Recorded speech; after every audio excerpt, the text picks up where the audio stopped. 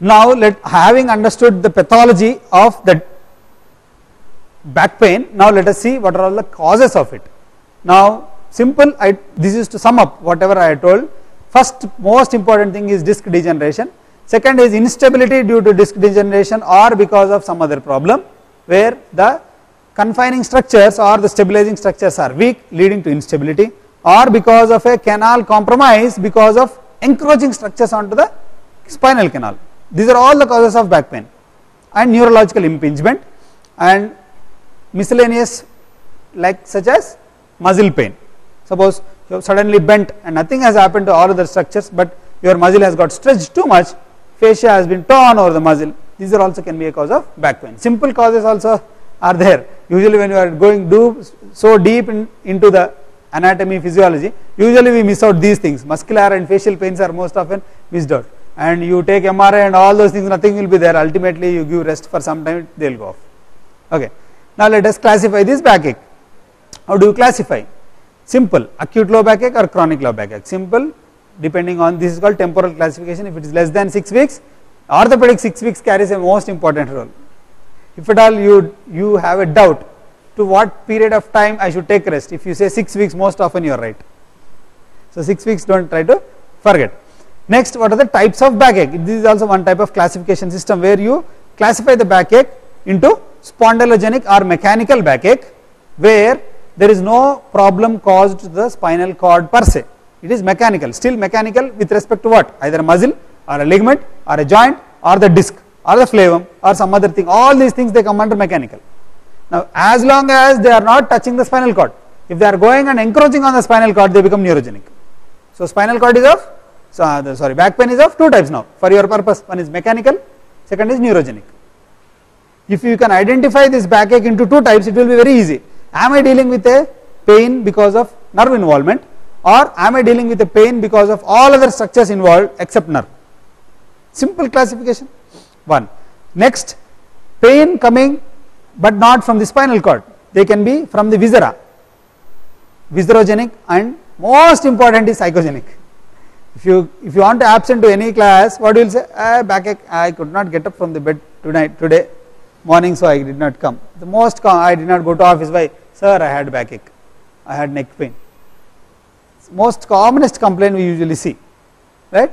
Suddenly I tried to lift, though he hasn't lifted anything, he'll say I tried to lift, because the problem is not in lifting or doing those works, but the problem is here, it's psychological. And now I am adding one more thing to this, right? One more thing is, I already told you, if at all some question has been asked to you, think in these lines. It can be congenital, it can be infectious or inflammatory, it can be neoplastic, it can be traumatic or degenerative. CINTO, O is others or degenerative, CINTO. Congenital, suppose some question has been asked to you, if you think in these terms, is it a congenital problem I am dealing with, or is it an infectious or inflammatory condition I am dealing with? If you can classify this way, most often the diagnosis becomes very easy, or a neoplastic or a traumatic or degenerative conditions. Now these types have to be applied to this one again, back, the first slide. What is this?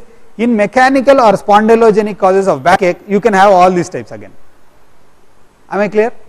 In neurogenic causes, you can have all these types again, right? So you just remember CINTO, apply these two. Usually if at all you have to remember only mechanical backache. Now let us see what happens, right? Spondylogenic or mechanical backache, let us analyze it in more common, because this is the most commonest type of backache we see. Usually 70% of the patients we see, they fall in this mechanical type of backache or spondylogenic, that means coming from the spinal cord, right? Spinal column per se, more specifically. Spinal column. Spinal cord becomes neurogenic, right? Just make a difference of it. So most of them are because of again muscles, that is called as strain, or because of the ligaments, that is called as sprain. So 70% of all the backaches are mechanical backaches, and 70% of those all mechanical backaches is because of simple structures which are trying to contain or which are trying to support, stabilize the spine. Muscles are these ligaments, most often 70%. Next comes these disc, degenerative process of the disc. Okay, but if at all you have to see patients who are suffering with backache for so long a time, most often the commonest cause will be in the disc. Suppose some person has come to you, sir, just I am suffering with backache for 2 or 3 days. Then what do you think of? Most commonly you think of muscle. But if the patient has been suffering for 2 to 3 months and then has come to you either with the continuation of the pain or because of an exacerbation, then think of the disc. Right? Am I clear? Next. Now regarding mechanical type of backaches, now I have come to the first part, congenital or developmental causes of mechanical backache. Right? That is kyphoscoliosis, congenital or developmental disorders associated with the spine. What is kyphosis? Forward bending of the spine is called as kyphosis. If it is a pathological forward bending which is not normal, which is compared to your dorsal spine which is normally kyphotic, but that is normal. But thing is, if it is excessively bent forward, what do you call it as? It is called as kyphosis. Right? That is called kyphosis when there is a forward bend of the spine. If the spine is bending in the lateral plane, bending sidewards, it is called as scoliosis. Once there is a scoliosis, what happens? The muscles on one side are shortened in length, the muscles on the other side are long enough and stretched. This stretch in the muscles causes lot of strain, and once there is a stretch, muscle always tries to come and contract, and the fighting between the stretching and contraction ultimately ends up in either a fatigue of the muscle or spasm of that muscle. So whenever you have a congenital problem, kyphosis or scoliosis, the muscles on one side are relaxed and the muscles on the other side, the opposite side, are strained, and the strained muscles will cause backache. Hence it is mechanical. Right? There can be neurological problems also because of them, but that comes under neurological classification. Right? Next is infectious. I told you tuberculosis, spot spine, brucellosis, and non-specific infections such as discitis, acute septic discitis. Okay. Next, inflammatory conditions. Infection can cause inflammation, but inflammation can be without infection also. Am I clear here? So inflammation can be a aseptic condition or a septic condition. Right? So now this inflammatory part specifically deals with inflammation without any organisms of this sort, either tuberculosis or any other bacteria or fungi or virus. Right?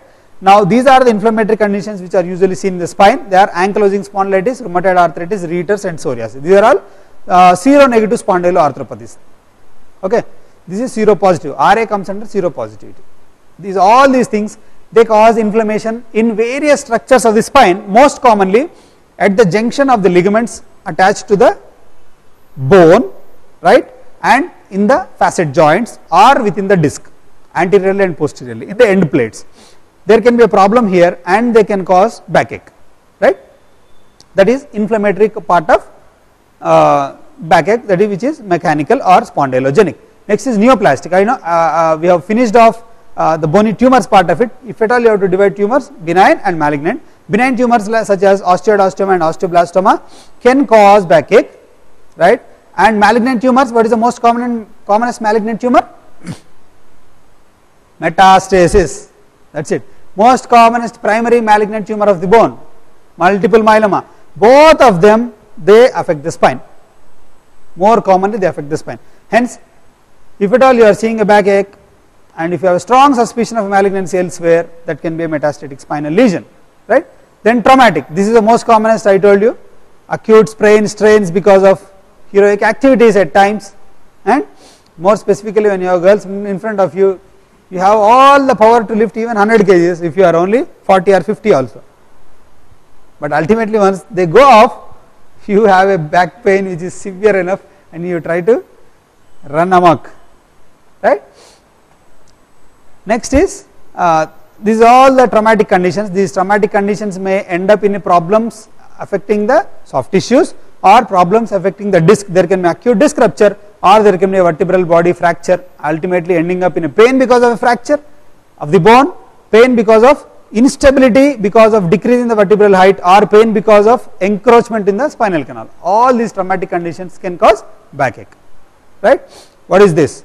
There is something, this is one vertebra slipping over another vertebra. This is called spondylolisthesis. And if you can see here, there is a crack. Like, can you see a crack there? this crack is usually seen at pars interarticularis. I told you what is pars interarticularis. It is a junction between superior and inferior as well as lamina and pedicle. At this junction there is a fracture.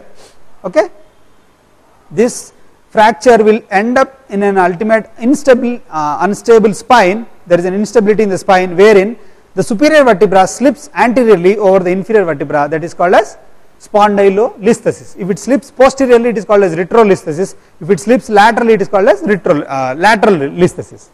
Right? Now, if you can see here, this is a junction. This is called as pars interarticularis. There is a fracture. Once there is a fracture, it tries to slip away. This is called as spondylolisthesis of L5 over S1. That can be a cause of backache, again because of instability or because of neural compromise. Now, what is happening here? If you see, if this vertebra were to be here, the canal is from here till here. Right? Now, once the this vertebra has slipped and gone forward, whole of this space has become waste, or else the spinal cord has to come like this and then kink and up, and it has to come down, and this kinking at this junction, the spinal cord diameter is acutely reduced. This is called as Guillotining effect. It is acutely reduced, and that kink and that pressure will cause a lot of backache, neurogenic backache. Right? If you see, I told you. Then degenerative causes of backache. What are the degenerative causes? Osteoporosis. We have already dealt with it. Now the vertebra look more hazy. They lose horizontal striations and only vertical striations become more prominent. Next is spondylolysis. I told you a fracture over here is called as spondylolysis. After a fracture, if it is slipping, it is called as spondylolisthesis. Right? Next, spondylolisthesis and spinal canal stenosis. They all can be a part and parcel of degenerative spine disorder, and they all can cause backache. So many causes of backache. Now you should be very clear while examining all these can be possibilities, and you have to specifically rule out one cause and then other and then other. Now neurogenic causes of backache, I told you it is specifically because of impingement on a root leading to radiculopathy or radiculitis. One root impingement. If it impinges on the cord per se, you will end up in compressive myelopathy. Cord symptoms will be different from root symptoms. Root symptoms are lower motor neuron symptoms. Cord symptoms, a compression on the cord will cause upper motor neuron symptoms. That much if you can make out, you are right. You have understood the subject. That is more important. Right? Next is stenosis. Once there is a stenosis, it can compress upon either a root or it can compress upon the cord. And once there is a stenosis for so long a time, what happens? There is a compression on the spinal cord for so long a time, the spinal cord slowly starts degeneration. The first stage of degeneration in the spinal cord is demyelination. Initially there will be demyelination, later on there is sclerosis, and ultimately you have a myelomalacia changes in the spine, a fibrotic spine which is a useless structure. Ultimately, once there is a fibrosis in the spine or myelomalacia or the permanent damage happening in the spine lost its function, then you end up in motor, sensory or autonomic disturbances down the line.